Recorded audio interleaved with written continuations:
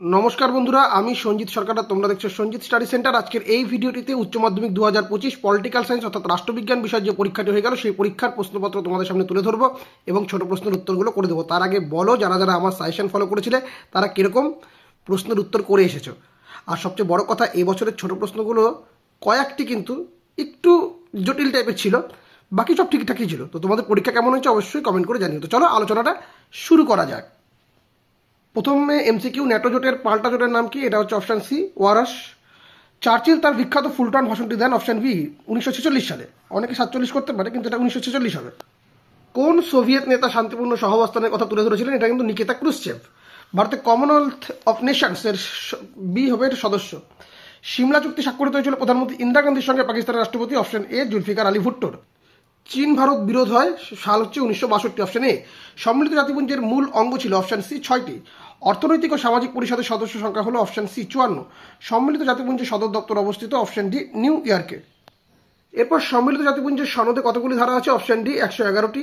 উপরাষ্ট্রপতির পদচ্যুতির প্রস্তাব উত্থাপিত হয় অপশন বি লোকসভায়। ভারতে কেন্দ্রীয় মন্ত্রিসভার স্বাভাবিক কার্যকালের মেয়াদ হলো অপশন ড্যাশ বছর, অপশন বি হবে 5। রাজ্যসভার অংশ সদস্য প্রতি 2 বছর অন্তর অবসর গ্রহণ করেন অপশন সি 1/3।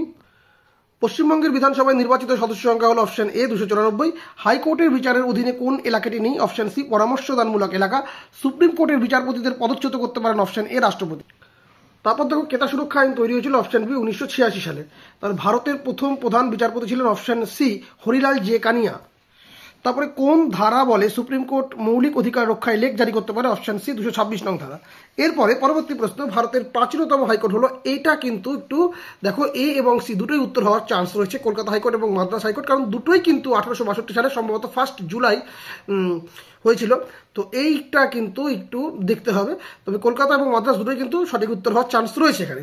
এরপরে মিউনিসিপ্যাল কর্পোরেশন আমলাতান্ত্রিক প্রধান হলেন option C commissioner. Kolkata corporation মোট ওয়ার্ড সংখ্যা হলো অপশন এ 144। এরপর প্রতিটি গ্রাম পঞ্চায়েত গঠিত হয় অপশন ড্যাশ জন সদস্য নিয়ে, অপশন এ 5 থেকে 30।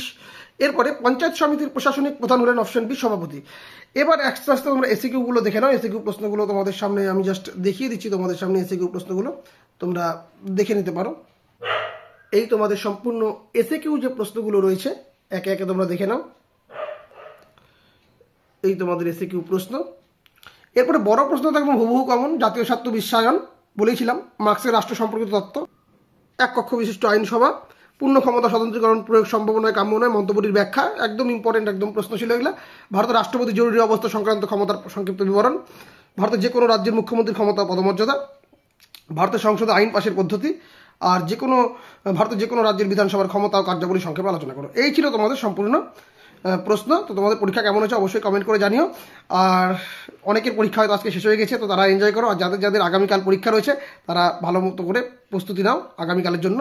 আগামীকালের পরীক্ষার জন্য শুভকামনা জানিয়ে আজকের ভিডিও এখানে শেষ করছি। দেখা হবে অন্য কোনো ভিডিওতে। ধন্যবাদ।